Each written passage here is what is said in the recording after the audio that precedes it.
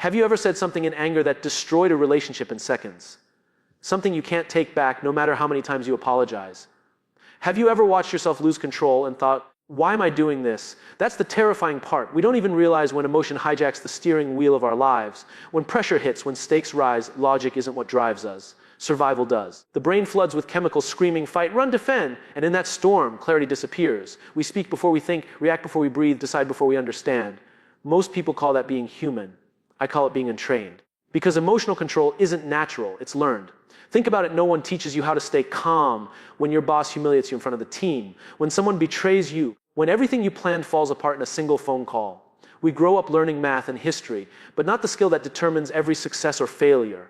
How to remain centered when the world is collapsing. So let me tell you something uncomfortable but liberating. Pressure doesn't create weakness, it reveals it. It shows us the emotional muscles we never built. You don't rise to the level of your goals under pressure. You fall to the level of your training. That's why the calmest person in chaos isn't lucky. They're prepared. They've rehearsed their response when emotion attacks. Every Navy SEAL, every emergency surgeon, every top athlete knows this truth. When the heart races and adrenaline floods, the mind only listens to what it has practiced 1,000 times. Control isn't about denying emotion, it's about directing it. Anger, fear, panic, they're not enemies, they're signals. But if you don't learn their language, they'll shout over your reason until you obey. So today, I want you to ask yourself when pressure comes, what have I trained my mind to do? Do I breathe or do I break? Do I pause or explode? The answer to that question decides not only how you handle stress, it decides who you become under fire. Because clarity doesn't come from calm situations. It's forged in chaos. When pressure strikes, the first thing we lose isn't control, it's awareness. We stop seeing what's actually happening. The noise inside becomes louder than the world outside.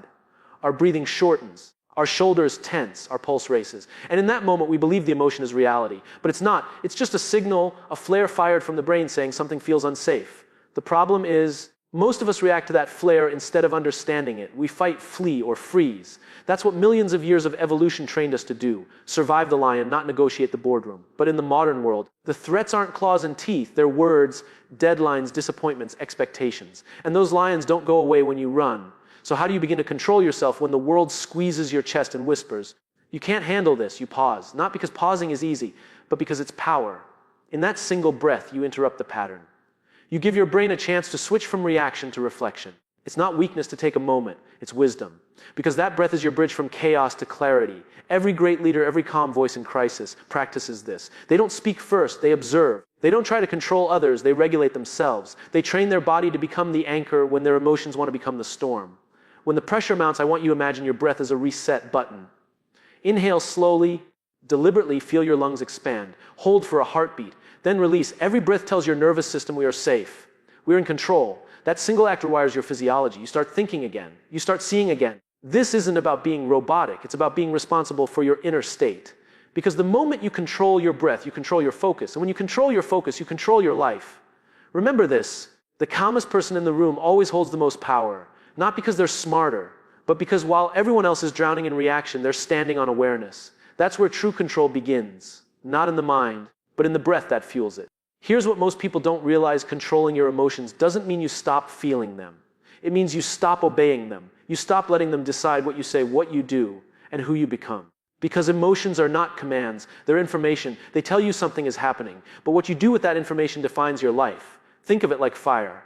Fire can cook your meal or burn your house down. The difference isn't the fire, it's your ability to manage it. The same with emotion. Anger isn't evil. Fear isn't weakness. Anxiety isn't failure. They are energy. And energy, when directed with purpose, becomes power. I remember meeting a young entrepreneur who said, I lose my temper in every meeting.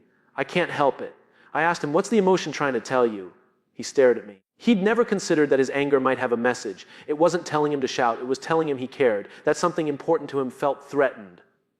Once he understood that, his anger became clarity. That's what emotional intelligence really means. Not suppressing emotion, but translating it. Turning chaos into data. When you feel something strong, don't rush to act. Ask it, what are you trying to teach me? Because every emotion carries wisdom. Frustration teaches you what's blocking you. Sadness shows you what matters. Fear points you toward growth. But here's the hard truth. You can't read those messages if you're busy reacting to them.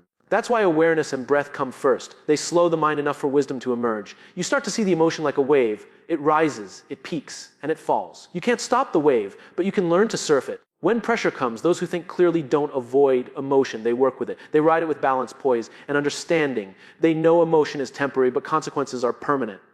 So before you speak in anger, before you decide in fear, before you surrender to frustration, pause and ask, what's the lesson here?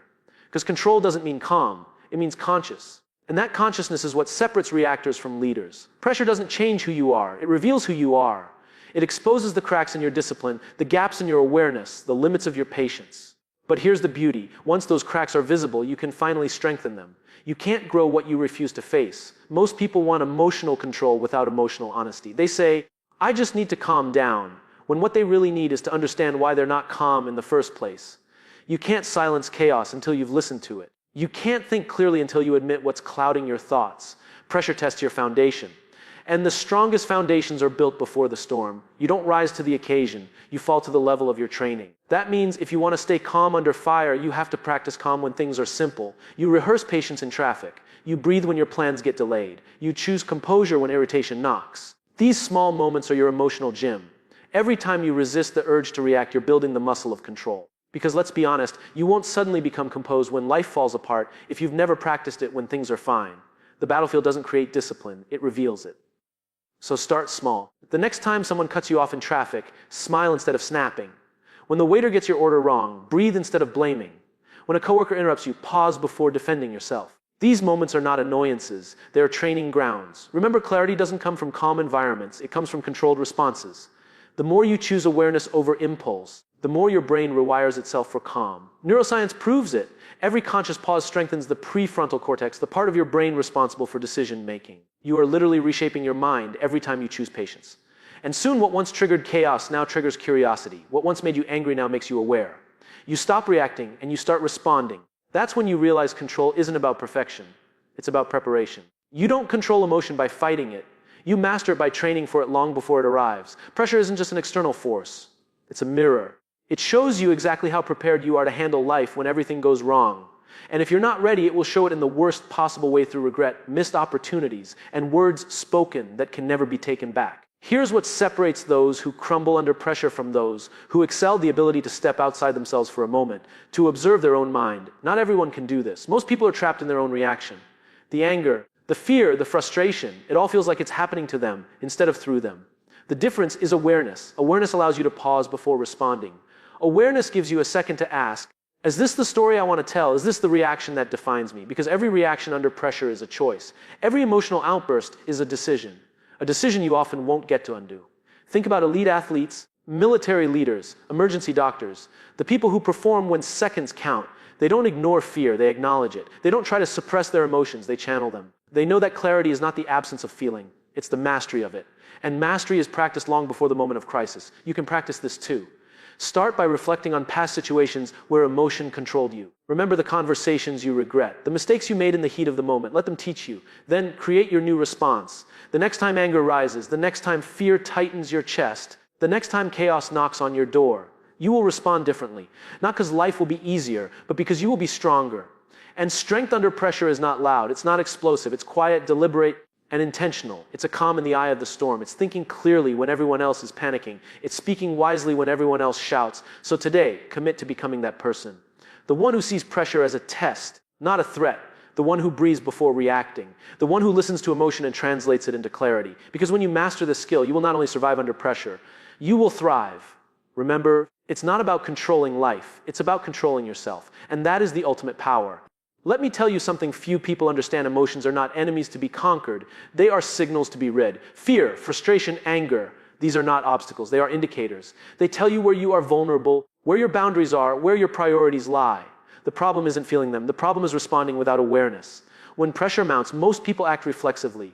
They let their emotional limbic system take over. And decisions are driven by reaction rather than reason. That's why so many opportunities slip away, relationships break, and dreams derail. But the person who thinks clearly under pressure, the person who maintains emotional control, does something different. They pause, they observe, they interpret the signal, and only then do they act. You can train this skill. Start by recognizing triggers in your daily life. Notice what makes you impatient, irritated, or anxious. Don't judge it, just observe it. Then ask yourself, why does this trigger me? What am I reacting to? What can I control here? That simple question is a doorway from chaos to clarity. Next, practice micropauses. When someone cuts you off in conversation, pause before responding. When a deadline seems impossible, pause and breathe before panicking. When criticism lands, pause before defending yourself. Each pause is a mini reset. It signals to your brain that you are in charge, not the emotion, not the circumstance. And here's the critical part. Discipline is built in the moments nobody notices. The real training happens when stakes are low, when no one is watching, when the pressure feels negligible. That is when you rehearse calm, focus, and clarity. Because when the real storm hits, your mind won't scramble, it will act with intention. Think of it like a muscle. Every time you respond thoughtfully instead of reacting impulsively, you strengthen the neural pathways that allow you to maintain clarity under pressure. Over time, this becomes second nature. Your mind becomes a calm lake rather than a stormy ocean. So the next time stress rises, remind yourself emotion is a messenger, not a master. Pause, understand, and respond. That simple cycle will transform panic into focus, fear into courage, and reaction into strategy. Clarity under pressure is not magic. It is practice. It is preparation. And it is a choice you make moment by moment. I want you to imagine a young firefighter running into a burning building while everyone else is running out. The flames roar, smoke blinds, debris falls. Most people would freeze, panic, or turn away.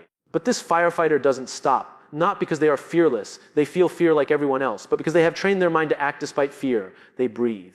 They focus. They make deliberate choices under chaos. That's the essence of controlling your emotions under pressure. Life will throw fires at you every single day. Deadlines, conflicts, betrayal, loss. The heat will be real. The smoke will blind you. The debris will hit you when you least expect it. And in those moments, your reaction will define the outcome. I met a business leader who lost millions overnight due to a sudden market collapse. When his team panicked, he stood silent for a long moment. He felt the shock, the anger, the fear, but he didn't act immediately. He allowed himself to process. Then he made the decisions that saved the company. When asked how he stayed calm, he said, I train for this every day in small ways when the stakes are low. I don't let emotion control me, I let it inform me. Think about that. He didn't suppress the emotion. He didn't pretend it wasn't there. He acknowledged it, studied it, and then acted with purpose. That is mastery. That is emotional intelligence in motion. We all have our fires to face. Maybe it's a conflict at work, a critical conversation with a loved one, or a personal failure that shakes your confidence. The question is, will you react instinctively, or will you respond intentionally? Will you let fear dictate your actions, or will you choose clarity? Stories like the firefighter or the entrepreneur teach us the same lesson. Pressure isn't a curse, it's an opportunity. The fire reveals whether you are trained or untrained, disciplined or impulsive, reactive or deliberate. Every challenge is a test. Every moment of tension is a classroom. And the truth is simple. Those who think clearly under pressure don't avoid chaos. They prepare for it, practice for it, and meet it with awareness. Because pressure is not the enemy, uncontrolled emotion is. So when the next fire comes, ask yourself, will I run from it or will I step into it with clarity and purpose? Let's face a hard truth. Most people lose not because the challenge is too great, but because their mind is untrained. The pressure doesn't break the strong, it exposes the unprepared. And here's what separates those who thrive under pressure from those who crumble: the ability to step back and observe themselves in the moment. Imagine standing at the edge of a cliff, wind howling, heart racing. Most people react instinctively, their fears screaming at them to retreat. But the person who thinks clearly under pressure breathes. They feel the fear, acknowledge it, and then make a calculated step forward. That's not bravery without fear. That's mastery with fear. The same principle applies to every high-pressure moment in life. A heated argument, a critical decision at work, a personal crisis. The stress feels unbearable. But it is not the pressure itself that is dangerous. It is the lack of self-awareness that allows emotion to control action. You must practice seeing yourself as separate from your emotions. Fear is not you. Anger is not you. Anxiety is not you. They are visitors, messengers carrying information. And your job is not to banish them, but to interpret them. To ask, what is this trying to tell me? How can I act wisely rather than react impulsively? Mental resilience is built in tiny, deliberate steps. Observe your reactions during minor stress, a rude comment, a delay, an inconvenience. Notice the tension in your body. Notice the racing thoughts. Then pause, breathe, reframe. Choose your response consciously. Over time, your brain rewires. Those small exercises create a neural network of calm decision-making, so that when the stakes are enormous, clarity comes naturally. And here's the key. Pressure is not an enemy, it's a teacher. Every stressful situation, every heart-pounding moment is a test of the habits you've built. If you've trained your mind to pause, observe, and act with purpose, you will not only survive, you will lead. You will not only endure, you will excel. The people who make history, who inspire, who achieve greatness, they all share this secret. They feel pressure. They feel fear, but they don't obey it. They rise above it. And that is how clarity under pressure becomes power. So start today. Step back, observe, breathe, interpret, respond, master your mind, and you will master every storm that comes your way. Here's a reality few people admit: you will never control the world. The deadlines, the crises, the betrayals, the chaos, none of it bends to your will. What you can control is yourself. And in the moments when pressure threatens to overwhelm, that control is everything. Think about it. When everyone around you panics, when voices rise and fear spreads, what separates the leaders from the rest is simple. They choose their response, not in theory, not after the fact. In the very moment that chaos knocks, they pause, they breathe, they see clearly, they act intentionally. Emotional mastery is not a natural gift, it's a discipline. It's a habit. It's a muscle you strengthen with deliberate practice. Every time you resist the urge to lash out, every time you choose reflection over reaction, you are building a mind that thrives under pressure. You are creating a mental framework that cannot be shattered by circumstance. And here's what most people miss: pressure doesn't create clarity, it reveals clarity, or the lack of it. The storm doesn't teach you patience. It exposes whether you have cultivated it in calm moments. The challenge doesn't create resilience, it uncovers whether your mind is trained to respond rather than react. Imagine a moment of crisis. Your project fails. Your team falters. Someone attacks you unfairly. Your heartbeat surges, adrenaline floods, and emotion screams for control. The untrained mind obeys instantly. The trained mind steps back. It observes the storm. It reads the signals. It decides how can I respond wisely? How can I act with purpose? That is where power lies. Not in denying emotion, not in pretending it isn't there, but in acknowledging it, interpreting it, and then acting deliberately. Every great leader, every calm voice in chaos knows this. They are not devoid of feeling, they are masters of it. So ask yourself, how often do you let fear, anger, or frustration dictate your choices? How often do you pause, breathe, and step back to see clearly? The answer will define not only your success under pressure, but who you become in the face of life's storms. Clarity, control, and composure are not miracles. They are cultivated, they are practiced, and they are available to anyone willing to do the work, to pause, to breathe, to act with intention.